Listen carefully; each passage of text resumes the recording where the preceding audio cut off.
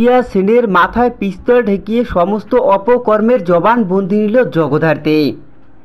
বিস্তারিত সম্পূর্ণ জানতে হলে ভিডিওটি না টেনে দেখতে থাকুন শেষ পর্যন্ত। জগদ্ধাত্রী কোর্টে জবানবন্দি দেওয়ায় বাজেভাবে ফেঁসে গেছে দিব্যা সেন। দিব্যা সেনের শাস্তি হবেই হবে, কেউ তা আটকাতে পারবে না। এর জন্যই দেখা যায় দিব্যা সেন তার উকিলের সাথে কথা বলে।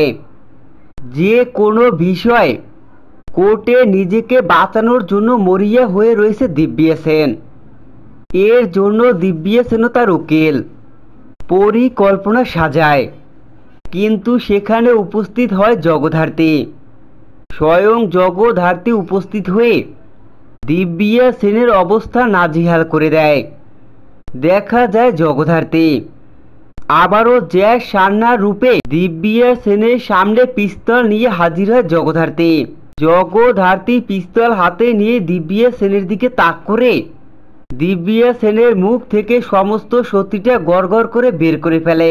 জগদ্ধাত্রীর পিস্তলের সামনে ভয় পেয়ে সমস্ত অপকর্মগুলো স্বীকার করে নেয় দিব্যা সেন। আর সেই দিব্যা সেনের জবানবন্দি অডিও রেকর্ড করে নেয় জগদ্ধাত্রী। তো বন্ধুরা, এইসবই তোমরা দেখতে হবে আগামী পর্বে।